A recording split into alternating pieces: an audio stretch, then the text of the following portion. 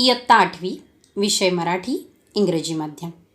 आज आपण आपल्या पाठ्यपुस्तकातील पाठ नातवंडास पत्र यावर आधारित स्वाध्यायलेखन पाहणार आहोत व चर्चाही करणार आहोत.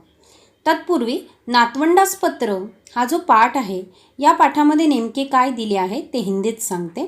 तो इस पाठ के माध्यम से लेखक ने अपने जो छोटे छोटे घर में जो बच्चे हैं, जो अपने उनके बच्चों के बच्चे हैं, जिसे हम ग्रैंड पेरेंट्स कहते हैं, तो दादाजी अपने जो छोटे नाती पोते हैं उनको क्या करें, एक पत्र लिख रहे हैं और इस पत्र के माध्यम से उन्होंने अपना बचपन इन बच्चों के सामने रखा है, कुछ अनुभव उनके साथ शेअर किए हैं. यही इस पाठ का एक विषय है. चला तर पाहूया स्वाध्याय लेखन. स्वाध्याय लेखनमध्ये आकृत्या पूर्ण करा असा पहिला प्रश्न आहे. आकृती पूर्ण कीजिए.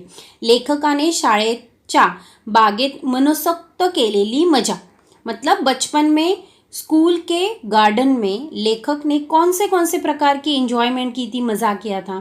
तर उत्तर आहे मनसोक्त खेळणे, हुंदडणे, झाडावर चढणे. हे जेव्हा तुम्ही पॅरेग्राफ वाचाल, एखादा परिच्छेद वाचाल, त्या परिच्छेदमध्येच तुम्हाला हे उत्तर मिळणार आहे आणि ते तुम्ही व्यवस्थित लिहायचं आहे. आता पुढची कृती आपल्याला पाहिजे आहे.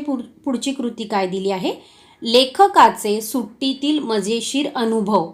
उन्होंने कौन से एक्सपीरियंस लिए उनकी छुट्टियों में, तर ते अनुभव काय होते, पक्ष्यांचे थवे निहाळणे, पक्ष्यांचे चिवचिवणे.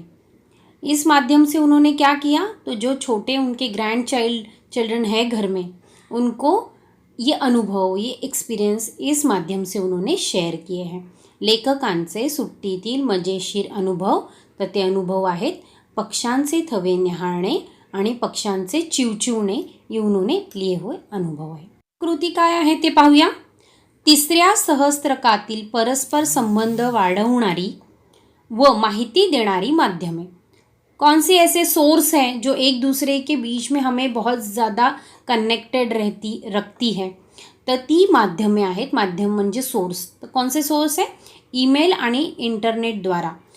तर ईमेल आणि इंटरनेटच्या माध्यमातून आपण काय आहोत, एकमेकांशी च्या संपर्कात आहोत. एकमेकांना आपण माहिती देऊ शकतो किंवा एखाद्या वस्तूची, एखाद्या स्थानाची, एखाद्या कुठल्याही प्रकारच्या घटनेची माहिती आपण, व्यक्तीबद्दलची माहिती आपण इंटरनेटच्या द्वारे मिळवू शकतो. तर हे तिसऱ्या सहस्त्रकातील परस्पर संबंध वाढवणारी काय आहे, माहिती देणारी माध्यमे आहेत. पुढची आकृती आहे. एका शब्दात उत्तरे लिहा. लेखक जे ते शिकले ते गाव. सांगली पाठात आलेला है. लेखक जहाँ पर उन्होंने अपना एजुकेशन किया वो गांव कौन सा है, सांगली. लेखकाला मिळालेला पुरस्कार. लेखक को कौन सा पुरस्कार मिला, तो अर्जुन पुरस्कार. खास व्यायामासाठी असलेले ठिकाण, मतलब स्पेशली एक्सरसाइज के लिए जो प्लेस होती है उसे क्या कहते हैं, तर ते ठिकाण काय आहे, जिम. हा शब्द आपल्याला खूप माहितीतला आहे. लेखकाचा आवडता खेळ, अर्थातच लेखकांचा आवडता खेळ बॅडमिंटन होता, कारण की त्यांनी आंतरराष्ट्रीय खेळामध्ये स्वतः भारताला रिप्रेझेंट केलं होतं, म्हणून त्यांचा आवडता खेळ कोणता होता, तर बॅडमिंटन. पुढील प्रश्न आहे, तुमच्या शब्दात उत्तरे लिहा. लेखकाने सांगितलेले व्यायामाचे महत्त्व. एक्सरसाइज का महत्त्व क्या है, तर लेखकाने सांगितले आहे की प्रत्येकाने दररोज व्यायाम केलाच पाहिजे. मला वेळ नाही ही सबब सांगायची नाही. वेळ नाही म्हणून आपण जेवण करायचे राहते का. दोन्ही जेवणांसाठी कसा बरोबर वेळ मिळतो. जर व्यायाम केला तर आपले आरोग्य निरोगी आणि सुदृढ राहते. आपण जसे मोठे होत जातो तसे अभ्यास व इतर कामांमुळे आपल्याला वेळ मिळणार नाही, तो कमी कमी होत जाणार आहे. पण तरीसुद्धा व्यायामासाठी 1-2 तास वेळ काढायलाच हवा. मग तो व्यायाम खुल्या मैदानावरील असो, एखाद्या क्लबमधील असो वा जिममध्ये जाऊन केलेला असो, कोणतीही सबब न सांगता व्यायाम केलाच पाहिजे असे लेखकाने सांगितले आहे. सबब म्हणजे कोणतेही रिझन न देता, एखादं कारण न सांगता की माझ्याकडे वेळच नाही आहे, मी खूप बिझी आहे, असं म्हणून आपण काय करतो, व्यायाम करणं टाळतो. तो यहाँ पे लेखक क्या कह रहे हैं कि खाने के लिए आपके पास टाइम है, यू हैव 2 टाइम. जैसे लंच करना या डिनर के लिए हम स्पेसिफिक टाइम रखते हैं, उसी तरह हमें एक्सरसाइज के लिए भी एक अलग सा समय निकाल कर रखना बहुत ज़रूरी.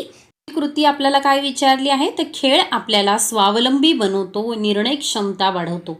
अर्थात खेल जो है हमें क्या करते हैं, स्वावलंबी बनाते हैं, इंडिपेंडेंट बनाते हैं. निर्णय क्षमता, डिसीजन मेकर हमें करते हैं. डिसीजन मेकिंग हमें बहुत आसानी से आनी सुरू हो जाते. तर ते कसे काय होते, तर ते आपल्याला एक्सप्लेन करायचं आहे. प्रत्येकाने कोणता ना कोणता खेळ खेळलाच पाहिजे. खेळ खेळल्यामुळे आपल्या आयुष्यात शिस्त येते. कोणत्याही प्रसंगाचा सामना कसा करायचा, अगदी हरावे लागले तरी कसे हरायचे, ते खेळ आपल्याला शिकवतात. जिंकलो तर जिंकण्याचा आनंदही मिळवून देतात. खेळामुळे अंगी स्वयंशिस्त येते. खेळामुळे आपल्याला पटकन निर्णय घेण्याची सवय लागते. त्यामुळे निर्णय क्षमता वाढते. शरीराला चांगला व्यायाम मिळतो. त्यामुळे शरीर लवचिक बनते. आता खेळामध्ये होणारे फायदे, जर आपण खेळ खेळत राहिलो तर काय काय फायदे होतात आपले, तर शिस्त, डिसिप्लिन लागते आपल्याला. एखादा प्रसंग आला, एखादी समस्या आली तर आपल्याला त्या प्रसंगाला तोंड कसे द्यायचे ते आपल्याला शिकता येते. अगदी हरावे लगले, अगर हमें हारना भी पड़े तो हमें कैसे हारना है, ये भी हम इसी खेल के माध्यम से सीख सकते हैं. जिंकलो तर जिंकायचा आनंद मिळवून देतात. स्वयंशिस्त लावते, सेल्फ डिसिप्लिन्ड होते हैं हम. आणि इतक्या छान छान सवयी आपल्याला लागतात. निर्णय घेण्याची क्षमता आपल्यात वृद्धिंगत होते. त्यामुळे आपल्याला खेळ खेळलेच पाहिजे.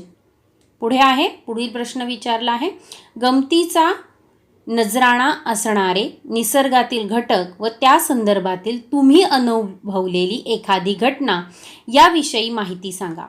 ये जो निसर्ग है, ये जो प्रकृति है, इस प्रकृति के साथ हम कई समय बिताते हैं. कभी घूमने जाते हैं, कभी समुद्र के किनारे जाते हैं, कभी ऐसी पहाड़ियों पर जाते हैं, या फिर कभी दबदबा, झरना, ऐसी सारी चीज़ें हम अनुभवते हैं. तो इस अनुभव के बारे में आपको लिखना है कि आपका अनुभव कैसा था, आपने वहाँ जाकर क्या अनुभव लिया.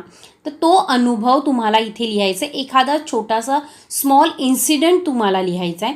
त्यामुळे तो तुम्हाला स्वमतावर आधारित, म्हणजे तुमच्या स्वतःच्या मतांवर, स्वतःच्या विचारांवर आधारित आहे. त्यामुळे तुम्ही ते फाइंड आउट करून लिहिणं शिकलं पाहिजे. आता तुम्ही म्हणाल की हे कसं काय जमेल आम्हाला, तर तुम्ही याच्यासाठी प्रॅक्टिस करणं गरजेचं आहे. प्रत्येक आन्सर जर तुम्हाला रेडीमेड दिलं तर तुम्ही कसे लिहिणार याचा विचार करा.